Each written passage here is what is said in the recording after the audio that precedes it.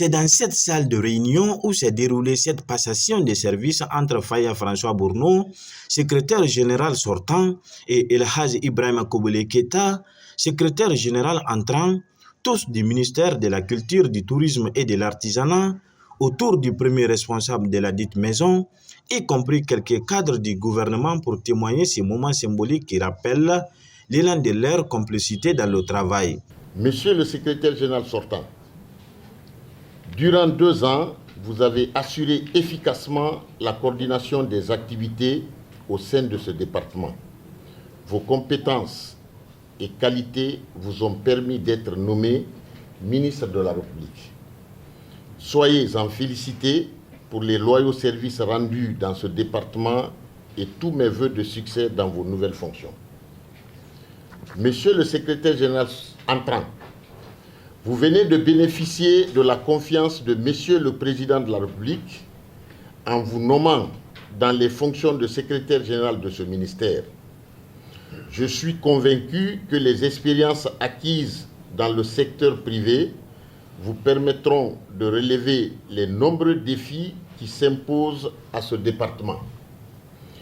Tous mes vœux de succès vous accompagnent dans l'accomplissement de vos difficiles et exaltantes missions. À son tour, Faya François Bourneau a adressé ses remerciements à tous afin de mettre l'accent sur les acquis réalisés pendant son temps. Pendant plus de 2 ans, nous avons affronté des défis. Mais malgré ces défis, nous avons pu réaliser assez de choses. Nous avons renforcé le cadre de gouvernance et de pilotage de ces 3 secteurs. À ce titre, nous avons travaillé sur les textes de loi. Nous avons travaillé sur les textes réglementaires. Au niveau de la culture, nous avions trouvé une loi sur la copie privée, qui est un outil essentiel pour le développement du sous-secteur des arts. Et je dirais même aussi de la chaîne du livre. Nous avons opérationnalisé cette loi. C'est un grand acquis pour le monde culturel. Nous avons aussi engagé des chantiers d'élaboration de nouveaux textes de loi et d'autres textes réglementaires. Au niveau du secteur touristique, nous avons aujourd'hui un projet de code du tourisme qui est presque prêt à être présenté en conseil interministériel. J'ai espoir que dans les prochains jours, Monsieur le ministre communiquera là-dessus. Sur le secteur de l'artisanat, nous avons élaboré le nouveau code de l'artisanat qui a été promulgué récemment par le président de la République. Et nous avons travaillé sur les instruments de pilotage. Il y a le PASEC qui a été élaboré, qui est aujourd'hui presque mis en œuvre, le programme d'appui au secteur culturel.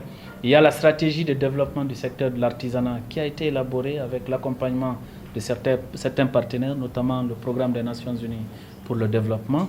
Et au niveau du tourisme, nous nous sommes engagés à opérationnaliser la stratégie de développement durable du tourisme. Des actions concrètes ont été aussi menées sur le terrain en termes de développement des infrastructures, du renforcement de capacité des acteurs, des professionnels de ces différents secteurs. Je sais que les chantiers importants sont encore inachevés et d'autres n'ont pas encore démarré. Ce que je voudrais dire avant de clore mon propos, c'est qu'il est important pour le bien de notre pays que des efforts soient concentrés sur le patrimoine. Il faut qu'on préserve notre patrimoine, il faut qu'on l'identifie, il faut l'inventorier, il faut le classer, il faut l'institutionnaliser et il faut le valoriser. La mobilité des artistes, c'est aussi un chantier à prioriser pour moi, mais aussi le renforcement de capacité des acteurs culturels. Il faut mettre l'accent là-dessus pour l'innovation, la créativité, ce qui peut aider à avoir des œuvres culturelles et même des œuvres artisanales de qualité, parce que ce qui est derrière, c'est la conquête du marché. Un artiste, quelle que soit sa volonté, si l'œuvre qu'il produit n'est pas de qualité, ça ne pourra pas être consommé. Mais pour cela, il faut former, il faut équiper, il faut créer des cadres pour que l'innovation, la créativité soient au centre du développement des activités culturelles et des activités artisanales dans notre pays. On a un outil aussi pour le secteur touristique que vous connaissez, c'est la classification des hôtels.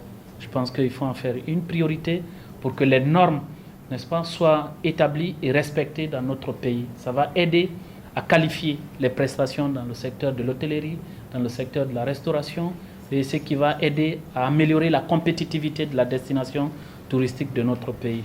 Donc, entre autres, ce sont quelques chantiers que je voudrais partager, qui sont à prioriser. Le secteur de l'artisanat, ils ont un outil important. Il y a le projet de décret pour la création de la Chambre des métiers d'artisanat qui est à la présidence, je pense qu'il faut en faire une priorité pour que ce décret soit pris. C'est l'outil qui permettra de structurer complètement les artisans au sein, n'est-ce pas, des coopératives, des associations, et ils auront désormais une fêtière nationale qui va servir d'instrument de dialogue, des plaidoyers, mais une meilleure coordination des activités artisanales à travers tout le pays. Il y a également un projet de création d'une taxe, parce que quand un secteur est sous-financé, il faut penser à des ressources pérennes. Il y a une taxe qui est proposée pour financer directement les activités artisanales. La même chose pour le cinéma, il y a une taxe qui est proposée aussi. Je pense qu'il faut en faire une priorité pour que ces outils aident à doter de ces sous-secteurs, de ces secteurs-là, de ressources pérennes pour leur développement. Mesurant le poids de la responsabilité qui lui est confiée, le tout nouveau secrétaire entrant salue la chaîne de confiance et caresse l'espoir de mieux faire dans l'avenir avec les collègues. Moi aussi, je suis dans cette dynamique. Tout ce que je sais, c'est que je ne sais pas. Je suis là pour apprendre de vous et être à votre service.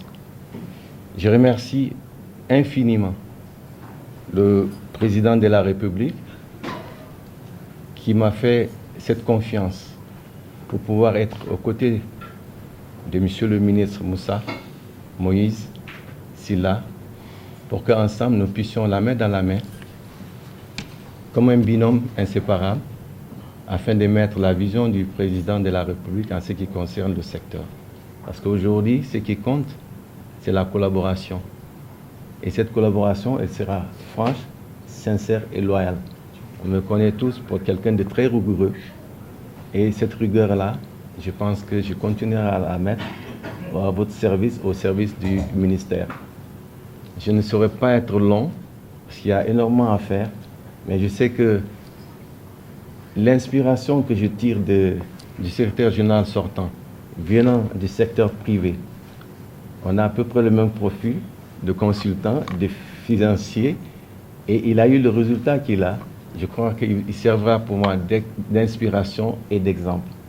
Tout ce que vous laissez comme chantier, j'emboîterai le pas pour au moins égaler ce que vous avez fait.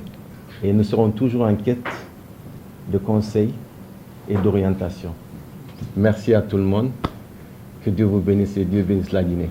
Le ministère de la Culture, du Tourisme et de l'Artisanat dans sa globalité est un département regroupant les cadres qui s'acceptent dans le travail, compte tenu de leur complicité dans l'accomplissement des tâches, d'où la satisfaction des uns et des autres dans cette passation de services. À retenir qu'Ibrahima Kobolé Keita a été officiellement installé dans ses nouvelles fonctions, dont la prise de photos de famille a clôturé cette cérémonie.